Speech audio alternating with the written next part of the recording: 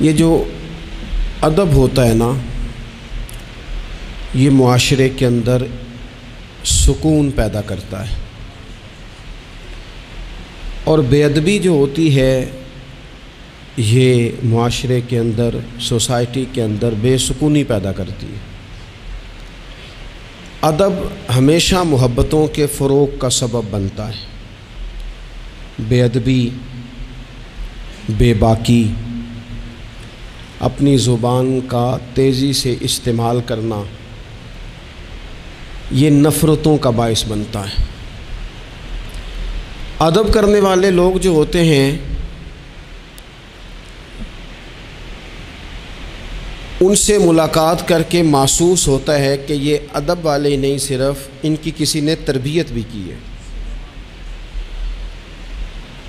اور بے ادبی، توہین، کسی شخص کے لیے ہتک لہجہ اختیار کرنا، یہ بتاتا ہے کہ شخص غیر تربیت یافتہ ہے۔ آپ جب ادب کرنے والے ہو جاتے ہیں، پیار کرنے والے ہو جاتے ہیں، تعظیم کرنے والے ہو جاتے ہیں، تو آپ نا معاشرے میں سکون پیدا کرتے ہیں۔ میٹرک کر کے، پی ٹی سی کر کے کوئی آدمی اسکول میں ٹیچر لگ گئے تھے، ایک شخص نے ان کے پاس تعلیم حاصل کی، پرائمری میں ان کے پاس پڑھا، پھر بعد میں اس نے ماسٹر کی ڈگری لی، پھر اس نے ایم فل کیا، پھر اس نے پی ایچ ڈی کی، پھر ایک بہت اونچی پوسٹ پر وہ آفیسر ہوئے، ایک بہت بڑی گاڑی اللہ نے انہیں دے دی۔ اتفاق ایسا ہوا کہ ایک دن وہ اسکول ٹیچر اپنی سائیکل پر، ریٹائر ہو گئے ہیں لیکن کوئی بڑی تنخواہیں نہیں ہوتی تھی پرانے زمانے میں اساتذہ کی، اب تو پھر بھی کچھ حوصلہ افزا معاملات ہیں۔ تو وہ ٹیچر اپنی سائیکل پر سمجھیے آ رہے ہیں گاؤں سے، اور ان کا وہ شاگرد جو کبھی کسی سن میں ان کے پاس پرائمری میں شاگرد رہا، وہ بھی آ رہا ہے گاؤں واپس، لیکن وہ پجاروں پہ آ رہا ہے۔ وہ ایک بڑی گاڑی پہ، 1.5 کروڑ کی گاڑی پہ بیٹھا ہے، اور وہ گاؤں آ رہا ہے شہر سے۔ اس نے جب سامنے دیکھا نا میرے استاد صاحب آ رہے ہیں، اس نے گاڑی روک دی، نیچے اترا، استاد جی کو سلام کیا، پھر کہا استاد صاحب یہ بچہ جو ہے نا یہ آپ کا سائیکل لے آئے گا، میں آپ کو اپنی گاڑی پہ نہ لے جاؤں جہاں آپ نے جانا ہے، پھر میں گھر چھوڑ دوں گا۔ استاد صاحب نے جانا اپنی سائیکل پہ ہی ہے، شکریہ ادا کیا، دعائیں دیں، بیٹھے اپنی سائیکل پہ ہی۔ اس نے نہ نذرانہ دیا انہیں، نہ تحفہ دیا ہے، نہ پیسے دیے، نہ ان کی پینشن میں اضافہ کیا ہے، نہ انہیں بڑا گھر لے کے دیا ہے۔ کیا کیا اس نے؟ ادب کیا ہے۔ اس نے اپنے استاد کا احترام کیا ہے، اس نے ان کی تعظیم کی ہے۔ نتیجہ اس کا کیا نکلا کہ استاد صاحب جب دوبارہ اس سائیکل پہ بیٹھتے ہیں نا تو انہیں محسوس ہوتا ہے میرا سائیکل تو پجاروں سے مہنگا ہے، اس لیے کہ پجاروں والے تو اتر اتر کے سائیکل کو سلوٹ کر رہے ہیں، انہیں یہ فیل ہوتا ہے کہ یہ مہنگا ہے۔ جب آپ کسی کو احترام دیتے ہیں، کسی کی قدر کرتے ہیں، کسی کے ساتھ آپ کا رویہ عقیدت والا ہو جاتا ہے، تو اس کا لازمی نتیجہ یہ نکلتا ہے کہ سوسائٹی میں سکون پیدا ہوتا ہے۔ دو قسم کے بچے ہوتے ہیں، ایک بچہ وہ ہوتا ہے جس سے ماں باپ بات نہیں کرتے، کوئی کام نہیں بتاتے، کوئی گفتگو نہیں کرتے، وہ کہتے ہیں اس کو تمیز ہی نہیں ہے بات کرنے کی، پتہ ہی کوئی نہیں کیا کہہ دے گا۔ وہ بیٹا ہے، وہ ہو سکتا ہے اس کی وہ کسی کے سامنے شکایت نہ کرے، لیکن وہ اسے کوئی کام نہیں بتاتے۔ ایک بچہ ایسا ہوتا ہے جس پہ ماں باپ سارا ہی بوجھ رکھ دیتے ہیں، انہیں پتہ ہوتا ہے کہ میں نے جو اس نے کہنا ہے وہ اس نے کر دینا ہے۔ اب وہ بچہ سکون دیتا ہے، ماں باپ اس کی وجہ سے اپنے دل میں راحت محسوس کرتے ہیں۔ ماں باپ بوڑھے تھے، وہ بچہ گھر آ گیا، دو رویے ہیں، آپ کو سمجھانے کے لیے چند مثالیں عرض کر رہا ہوں۔ ماں باپ بوڑھے ہیں، گھر میں غریبی ہے، بچہ ڈیوٹی سے آیا ہے، اب ماں باپ اسے کوئی کام کہنا چاہ رہے تھے، دونوں نے منصوبہ بندی کی ہے اور لفظ جمع کیے ہیں، اپنی سادگی میں کچھ جملے تراشے ہیں۔ بیٹا جب آیا تو بڑے دھیمے لہجے میں کہا پتر ہمیں تیرے وسائل کا بھی پتہ ہے، مسائل کا بھی پتہ ہے، تنخواہ کتنی ہے ہم جانتے ہیں، خرچے کتنے ہم جانتے ہیں، لیکن پتر ہم بھی تیرے علاوہ کس کو کہیں، تیری بہن غریبنی کو 10-20 ہزار کی ضرورت پڑ گئی ہے تو کو مہربانی کر اس کے ساتھ بھی، اور بڑے دبے لفظوں میں، ڈر کے، محتاج جملوں میں۔ بچہ تو ایسے ہوا جیسے پہلے سے ہی تیار بیٹھا تھا، لاوا تھا، پھٹ گیا، کہنے لگا ابا جی آپ ہر وقت مجھے تکلیف ہی دیتے رہتے ہیں، اماں ہر وقت آپ کام بتاتی رہتی ہیں، بہن کو سمجھائیں نا آپ کہ میرے پہلے بڑے مسئلے ہیں، میں کہاں سے اسے پیسے دوں، آپ اسے کہیں۔ ماں باپ بیچارے ساری رات روتے رہتے ہیں، یار یہ اس نے کیا کیا، نہ دیتا چلو وہ ڈھب سے جواب دے دیتا۔ ایک رویہ دوسرا ہے، بیٹا گھر آیا ہے، ماں باپ نے بات کی، کہا پتر وہ تیری بہن کو کوئی ضرورت تھی اور ہم تیرے مسائل وسائل دونوں کو جانتے ہیں، دل نہیں کرتا تجھے کہنے کو، لیکن پھر ہم تو اب عمر کے اس حصے میں ہیں کہ مزدوریاں نہیں کر سکتے، تجھے ہی کہنا ہے، تو اگر تو محسوس نہ کرے تو کچھ رقم کی ضرورت تھی۔ تو پتر اٹھ کے قریب بیٹھ گیا ماں باپ کے، اور اس نے ہاتھ پکڑ کے باپ کا چوم کے کہا ابا جی مجھے آپ ڈر ڈر کے کام نہ بتایا کریں، آپ حکم کریں، میری جان بھی حاضر ہے۔ یہ 20,000 کی کیا بات ہوئی، آپ جتنے کہیں گے میں بندوبست کروں گا، اور بہن کو بھی آپ یہ کہیں کہ وہ ڈرا نہ کرے، وہ اس گھر کے حصے دار ہے، یہ اس کا میکا ہے، یہاں تو وہ فخر سے آ سکتی ہے، ناز سے آ سکتی ہے، اسے کو جب آئے گی دروازہ کھلا ملے گا، جب آئے گی بھائی کی شفقت ملے گی۔ بہن نے بھائی پہ ناز نہیں کرنا تو کس پہ کرنا ہے؟ روئیں گے اس کے ماں باپ بھی ساری رات ہی، پر دعائیں دیتے روئیں گے، روئیں گے، ان کا بھی تقیہ بھیگ جائے گا، پر ساتھ وہ یہ کہیں گے یا اللہ اس طرح کی اولاد سب کو عطا کرنا، یا اللہ دیکھنا اس بیٹے کو کبھی تیز ہوا نہ لگے۔ آپ جب بے ادبی کرتے ہیں تو تکلیف ہوتی ہے، اور جب ادب کرتے ہیں، جب آپ اکرام کرتے ہیں، جب آپ کے لہجے کے اندر خوبصورتی ہوتی ہے۔ میں سیکھنے والا ہر جگہ سے سیکھتا ہے نا، ایک دکاندار سے میں نے ایک بات سیکھی، ایک دن میں ان طالب علموں کو بتا رہا تھا، آپ کو بھی عرض کرتا ہوں۔ دکاندار سے ایک میں نے بات سیکھی، ایک صاحب دکاندار کے پاس آئے تو کوئی چیز مانگی، تو اس صاحب نے وہ چیز دکھائی تو کہنے لگے تسی ردی رکھ دے ہو، جو کچھ بھی رکھ دے ہو سب تو نکما تواڈے کول ہی ہوندا ہے، ہر شے بری تم سے ہی ملتی ہے۔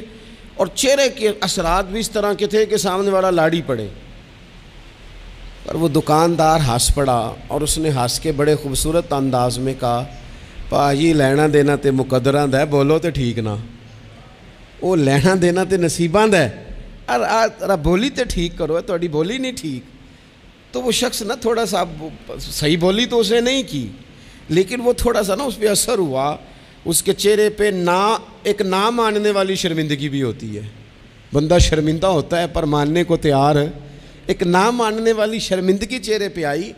تو آپ جب ادب کے دائروں میں رہتے ہیں، جب آپ کا تعین اس طرح کا آپ اپنی زندگی میں طے کرتے ہیں کہ میں نے بے ادب نہیں ہونا، اور سامنے والے کا لہجہ بے ادبی والا ہو بھی تو نہیں ہونا، تو پھر آپ کچھ اور بن جاتے ہیں۔ میرے رسول پاک صلی اللہ علیہ وسلم نے ادب کی تلقین ان لفظوں میں کی کہ اس تلقین میں تاکید بڑی پائی جاتی ہے۔ اللہ کے حبیب نے فرمایا جو چھوٹے پہ شفقت نہ کرے اور بڑے کا اکرام نہ کرے، اس کی سزا کیا بیان کی؟ فرمایا من لم یرحم صغیرنا ولم یؤکر کبیرنا، جو رحم نہ کرے ہمارے صغیر پر، اکرام نہ کرے ہمارے کبیر کا، ہمارے بڑے کا، اس کی سزا کیا ہے؟ فرمایا فلیس منا، وہ ہم میں سے ہے ہی نہیں، ہمارے میں سے نہیں ہے۔ وہ اس نے جو ادب کا خاص حسن ہمارے دین نے دیا ہے، جب اس نے فالو ہی نہیں کیا تو پھر وہ ہم میں سے۔ اور ادب سے مراد صرف خوشامد کرنا نہیں ہوتا، بعض لوگ سمجھتے ہیں کہ ٹھیک ٹھاک خوشامد کرو تو ادب والے ہیں ہم، اور بعض لوگوں کو خوشامد کا نشہ بھی لگا ہوا ہوتا ہے، تو خوشامد اچھی کریں تو وہ بھی کہتے ہیں بندہ بڑا با ادب ہے۔ میں اکثر کہتا ہوں ہاتھ چومنا بھی ادب نہیں، ادب تو یہ ہے کہ آپ کسی کا جب بھی ذکر کریں خیر کے ساتھ ہی کریں، آپ جب بھی کسی کے بارے میں آپ بات کریں تو آپ کے رویے سے ادب چھلکے، خالی جھک جانا تو یہ تو بھائی مطلب کے لیے بھی بعض اوقات ہو جاتا ہے، اس کی کوئی ضرورت نہیں، کوئی اس کی حاجت نہیں۔ بہت سارے لوگ ایسے ہیں جنہوں نے ہمارے کبھی ہاتھ نہیں چومے، لیکن ہمیں صحیح طرح پتہ ہے کہ جو کہیں وہ مانتے ہیں۔ نیرا ہاتھ کا بوسہ لینا اور نیرا جناب سلوٹ کرنا اور سامنے آنا تو کہنا بلے بلے، اس سے بعضوں کا تکلف پیدا ہوتا ہے، مزاج کے اندر بعضوں کا شدت پیدا ہوتی ہے، اس کی ضرورت نہیں ہوتی۔ ادب ہمیشہ، اور ادب کے بڑے دائرے ہیں۔ اب صحیح بخاری میں حدیث ہے، استادوں کے مقابلے میں مسئلہ نہیں بتانا چاہیے، یہ بھی ادب ہے۔ آتا بھی ہو تو نہیں بتانا، بڑے بیٹھے ہوں تو کسی کو نصیحت نہیں کرنی چاہیے، یہ بھی ادب ہے۔ صوفیاء تو یہاں تک فرماتے ہیں کہ شیخ بیٹھا ہو تو تسبیح نہ چلاؤ، وہ تمہیں نصیحت کر رہا ہے، تم تسبیح چلا رہے ہو، تم اسے بتانا چاہ رہے ہو کہ میں تو نیک آدمی ہوں، تو باتیں کر رہے ہو میں اللہ اللہ کر رہا ہوں۔ ادب کے جو معیار دین نے طے کیے ہیں ان کو آپ دیکھیں، اپنے بزرگوں کے سامنے آپ کو مسئلہ آتا بھی ہے تو نہ بتائیں، آپ ادب کا ماحول بنائیں، آپ کی طبیعت ادب والی ہو، ذوق ادب والا ہو، مزاج ادب والا ہو۔ حضرت عبداللہ ابن عمر، یہ صحیح بخاری میں حدیث ہے، حضرت عبداللہ ابن عمر رضی اللہ تعالیٰ عنہ کہتے ہیں میں نبی پاک علیہ السلام کی بارگاہ میں حاضر تھا اور کبار صحابہ بیٹھے ہوئے تھے، بڑے بڑے جید لوگ، کہتے ہیں بڑے بڑے اکابرین صحابہ بیٹھے تھے، تو حضور نے سوال پوچھا۔ نبی پاک علیہ السلام نے فرمایا بتاؤ وہ درخت کون سا ہے جس کی مثال مومن کی طرح ہے، جو پھل زیادہ دیتا ہے، محبت زیادہ کرتا ہے، کون ہے جس کی مثال مومن کی طرح ہے؟ حضرت عبداللہ ابن عمر فرماتے ہیں کہ مجھے پتہ تھا کہ کھجور کا درخت ہے، یہ صحیح بخاری ہے۔ او دوستو سننا بھلا میں کیا کہہ رہا ہوں، فرماتے ہیں مجھے پتہ تھا کھجور کا درخت ہے، پر چونکہ ابو بکر صدیق بیٹھے تھے، چونکہ عمر فاروق بیٹھے تھے، چونکہ عثمان غنی بیٹھے تھے، چونکہ مولا علی بیٹھے تھے، چونکہ بڑے بڑے اکابرین بیٹھے تھے اور میں تھا بچہ، فرماتے ہیں جواب آتا بھی تھا تو میں نے اس لیے نہیں دیا کہ میرے باپ بیٹھے ہیں، میرے چچا بیٹھے ہیں، ان کے ہوتے ہوئے صلاح دوں، ان کے ہوتے ہوئے میں بات کروں؟ فرماتے ہیں میں نے بتایا نہیں، لیکن جب کسی نے نہ بتایا تو حضور نے خود فرمایا وہ کھجور کا درخت ہے، فرماتے ہیں میرے دل میں خیال آ گیا کہ میرے ذہن میں جو جواب تھا بالکل ٹھیک تھا، دیا کیوں نہیں، بتایا کیوں نہیں؟ جواب آتا تھا پھر بھی نہیں بتایا، اس لیے کہ بڑوں کا ادب قائم رہے، بڑوں کا مزاج قائم رہے۔ لیکن یہاں تو بھائی استادوں کے ہاتھ سے 1 منٹ میں نکل جاتا ہے سارا کچھ۔ شاگرد کہتا ہے میں بتاتا ہوں نا استاد جی تو گوگل چلاتے نہیں، اور میں تو گوگل کا مفتی ہوں پورا، میں نے تو مسئلہ نکال بھی لیا ہے، میں ابھی میں نکال کے دیتا ہوں۔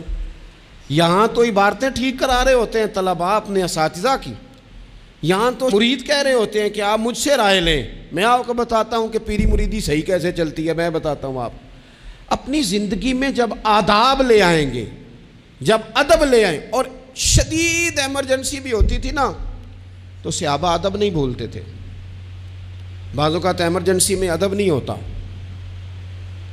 مطلب یہاں خدا نہ خواستہ میرے کپڑوں کو پیچھے آگ لگ جائے تو آپ کیا کہیں گے؟ پیر طریقت، راہبر شریعت، فلانا صاحب فلانا، جب تک سارے کپڑے جل جائیں۔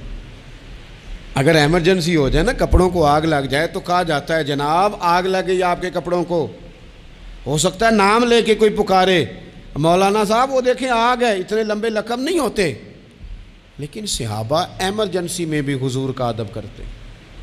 حضرت صدیق اکبر غار ثور میں ہیں، ایڑی پر ڈنگ مار رہا ہے سانپ، اور سانپ کا نام لے لے تو بندہ گھبرا جاتا ہے، لیکن ایڑی پہ ڈنگ مارا جا رہا ہے، جب تک ڈنگ لگ رہا ہے بار بار، اب اس کا اثر تیز ہوا، اس زہر کا اثر جب جسم پہ ہونے لگا تو آنسو آنکھوں سے نکلے، وہ حضور کے چہرہ نور پر آئے تو محبوب نے فرمایا کیا ہوا؟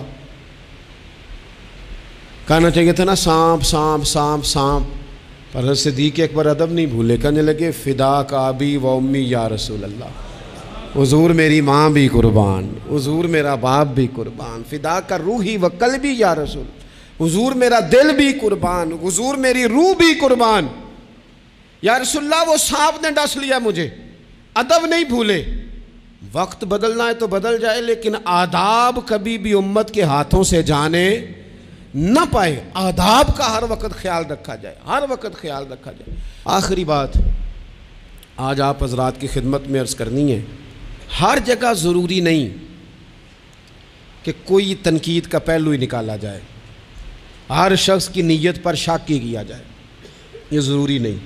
ایک ذہن بنا لیں، جو بھی رسول اللہ صلی اللہ علیہ وسلم کی بات کرے، عقیدہ اس کا ٹھیک ہو، دین کی بات کرے، قرآنی تعلیمات کی بات کرے، وہ کوئی ہو، کوشش کریں کہ جو خیر کی بات ہو اس میں خیر کے ساتھ سپورٹ شروع کر دیں۔ ہم نے بہت زیادہ جو گروہ بندی شروع کر دی ہے، اس سے تھوڑا سا اپنے آپ کو اوپر لے کے آئیں۔ اقبال بار بار روتے تھے، کہتے تھے فرقہ بندی ہے کہیں اور کہیں ذاتیں ہیں، کیا زمانے میں پن پنے کی یہی باتیں ہیں۔ کہتے تھے کیا اس طرح ہم آگے جائیں گے، کبھی برادریوں کے بت اور کبھی جماعتوں کے بت۔ تھوڑا سا نا اپنے ذہن کو بڑا کریں، اور دین کی بات آپ کو لگے صحیح کہ بندہ کچھ ٹھیک ہے، آپ نے بندے کی سپورٹ کرنی ہے کہ دین کی بات کی سپورٹ کرنی ہے۔ کوئی بھی کسی بھی رنگ میں جب حضور کا تذکرہ کرے، وہ حضرت ابراہیم علیہ السلام نے سنا تھا کہ وہ کماد کے کھیت سے، گنے کے کھیت سے کوئی اللہ اللہ کر رہا ہے، تو حضرت ابراہیم پہنچ گئے۔ وہ فرشتہ تھا انسانی شکل میں، فرمایا رب کا نام پھر سنا۔ اس نے کہا میں سارے اونٹ لے لوں گا۔ فرمایا تو نام لینا تو اونٹ سارے ہی تیرے۔ وہ پھر تھوڑی دیر کے بعد چپ کر گیا۔ حضرت مفتی احمد یار خان صاحب رحمۃ اللہ نے اس کو لکھا ہے، دوبارہ سنا تو کہنے لگا ساری گائیں لے لوں گا۔ فرمایا ساری تیری ہوئی، نام دوبارہ سنا۔ نا علماں وچ پھسا سانو، تو یار دی گل سنا سانو۔ اس سارا کچھ دے دیا تو فرشتہ عرض کرنے لگا مالک یہ تو تیرے نام کے سچے عاشق ہیں، یہ سچے دیوانے۔ تھوڑا سا نا اتفاق کرنے کی کوشش کریں، اپنے آپ کو تھوڑا بڑا کر لیں، میچور کر لیں۔ جب لوگ انسانوں کی بجائے نظریوں کو سپورٹ کرنے لگ جاتے ہیں نا، ہم شخصیات کے نہیں نظریات کے قائل ہیں۔ جب نظریات کو ہم سپورٹ کریں گے، دین ایک نظریہ ہے اور نظریے کی سپورٹ کبھی نہیں چھوڑنی چاہیے۔ نظریہ ہمیشہ نظریہ ہوتا ہے، جاٹ ہو کے، باٹ ہو کے، ارائیں ہو کے، فلاں ہو کے، فلاں ہو کے بڑا جی لیا، اب کچھ مسلمان ہو کے بھی تو جینا چاہیے کہ نہیں؟ یار صحیح بتاؤ، کبھی اپنا تعارف بتایا ہے کہ ہم رسول اللہ کے غلام ہیں؟ یہ بھی تو تعارف ہے نا ہمارا، یہ بھی تو بتانا چاہیے۔ آپ کون ہیں جناب؟ کہتے میں تو گجرانوالہ کا رہنے والا ہوں۔ آپ کون ہیں جناب؟ میں تو جناب گجرات کا ہوں۔ بھئی آپ یہ کہیں میں رسول اللہ کا غلام ہوں۔ حضرت سلمان فارسی سے کسی نے کہا نام بتائیں، کہنے لگے میرا نام اسلام ہے۔ کہا آپ کے والد کا نام؟ کہنے لگے اسلام۔ کہا دادا کا نام اسلام۔ پوچھتا جاتا آپ اسلام بتاتے جاتے۔ اس نے کہا جناب یہ کیا بات ہوئی؟ فرمانے لگے میرا سارا کچھ ہی میرا دین ہے۔ یہیں سے بات شروع ہوتی ہے اور یہیں پہ بات ختم ہوتی ہے۔ کچھ کبھی کبھی حضرت سفینہ ایک صحابی ہیں، جنگل میں رستہ بھول گئے تھے تو سامنے شیر آ گیا، تو شیر نے جب منہ کھولا تو پتہ ہے حضرت سفینہ کی زبان سے کیا نکلا؟ کہنے لگے او شیر ذرا خیال کرنا میں رسول اللہ کا غلام ہوں۔ اس مقام پہ بھی یہی نکل رہا ہے کہ میں نبی پاک کا غلام ہوں۔ ایمرجنسی میں بھی جب کہا میں حضور کا غلام ہوں تو شیر نے دومیں لانی شروع کر دی، قدم چومنے شروع کر دیے، شیر پیچھے ہٹ گیا۔ تو آپ کی زبانوں پر یہ بات جاری ہو کہ ہم نبی پاک صلی اللہ علیہ وسلم کے غلام ہیں۔ اللہ تعالیٰ مجھے اور آپ کو عمل کی توفیق عطا فرمائے۔